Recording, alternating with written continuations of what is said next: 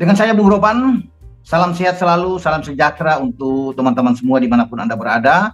Saya berbicara saat ini di Rai Soccer TV, dan tentunya topik yang saya akan angkat adalah persiapan tim Indonesia yang 2 hari lagi akan menghadapi FIFA Matchday, laga pertama jumpa Palestina di Stadion Gelora Bung Tomo di kota Surabaya. Ini pertarungan tanggal 14 Juni yang katanya tiket sudah ludes, habis ya. Dihajar semua oleh penggemar sepak bola timnas senior kita yang diasuh Shin Tae-yong, dan harapannya semua menginginkan Indonesia bisa memenangkan laga, dan pasti dituntut perjuangan bagi semua penggawa STY fokus dalam pertandingan menghadapi Palestina, walaupun ini hanya friendly games, hanya FIFA Matchday, tapi dirasakan untuk tidak boleh kita gagal atau kalah dalam pertandingan ini. Walaupun sepak bola itu kalah menang, tapi ini bermain di kandang, apalagi rekor kandang STY sangat bagus dengan tim asuhannya dalam FIFA Matchday. Melawan Curaçao kita menang 2 kali, melawan Burundi kita menang sekali dan imbang sekali.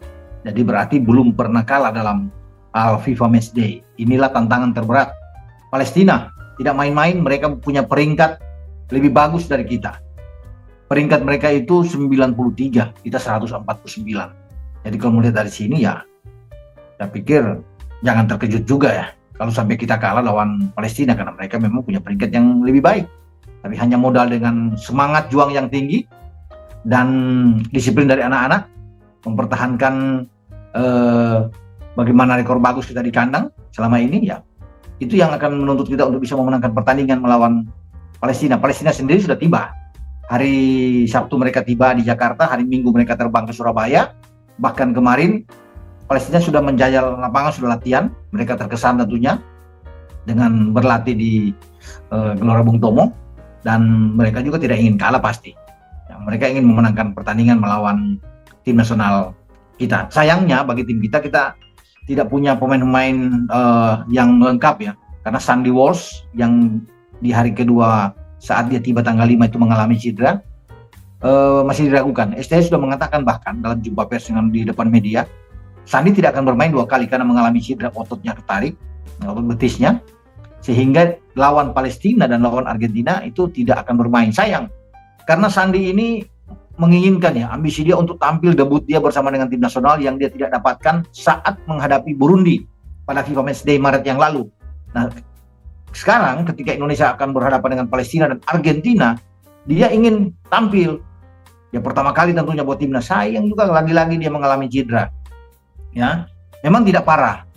Ya sudah di MRI, sudah dilihat, sudah diobservasi tim medis. Ya dia perlu untuk istirahat, tapi dia masih latihan-latihan ringan.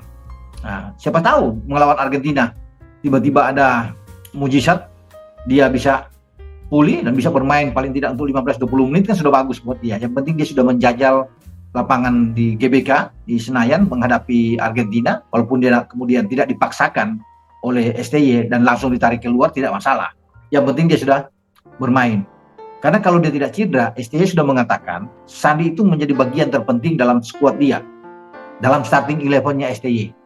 Dia akan bermain di posisi bek kanan, posisi ideal bagi seorang Sandy.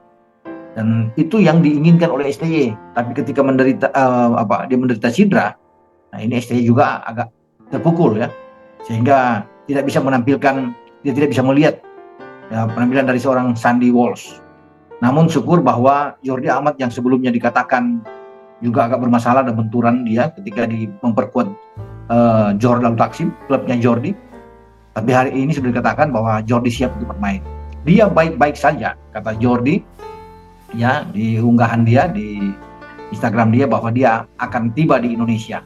Sama halnya juga dengan Said Patinama yang sebelumnya juga dikabarkan dia sempat mengalami cedera, memperkuat tim atau klub dia Viking di Norwegia di bawah 32 besar Piala Norwegia, dan dia ditarik keluar sempat.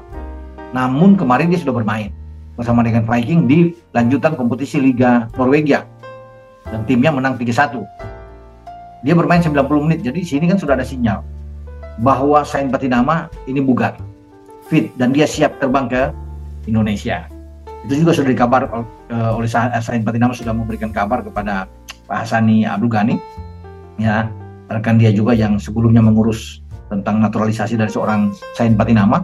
Dia bilang dia siap terbang, ya, paling tidak tanggal 12 sudah tiba. Hari inilah dia terbang dari Amsterdam, tentunya via Amsterdam dan langsung ke Surabaya untuk bergabung dengan rekan-rekannya dalam persiapan menghadapi FIFA Matchday. Jadi oke, kalau memang kita tidak ada Sandi tapi ada Sain Patinama, ada Jordi, ini bagus. Ada Elkan Bagot sudah ikut bergabung kemarin, Elkan sudah masuk latihan, oke, ya, bersama dengan Sadil Ramdhani.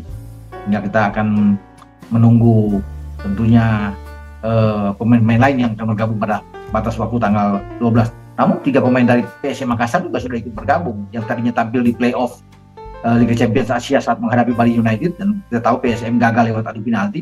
Ada 3 pemain PSM yang dipanggil oleh STY di dalam list 26 pemain. Ya, 3 adalah ya Yakob Sayuri dan Jance Sayuri, ya, 2 pemain kembar dari PSM ini, dan penjaga gawang mereka Reza Arya Pratama itu sudah bergabung, konon dikatakan sudah bergabung. Jadi memang sudah semakin lengkap, ya. Kalau Pratama akan juga sudah ada, ya sudah semakin oke lah bersama dengan Asnawi Mangku Alam dalam tim asuhan STY. Tinggal kita akan lihat apakah tim nasional kita akan menang melawan Palestina. Itu kan masih menjadi tanda tanya. Ya, walaupun kita punya rekor bagus, yang saya sudah bilang di awal di FIFA Matchday, tapi ini Palestina, ya. Ya, mungkin Palestina agak sedikit capek dalam perjalanan, tapi kan masih ada 2 hari, jadi mereka recovery-nya akan bagus buat mereka. Tinggal kita, kalau kita bermain dengan disiplin tinggi, saya rasa kita bisa mendapatkan hasil yang maksimal.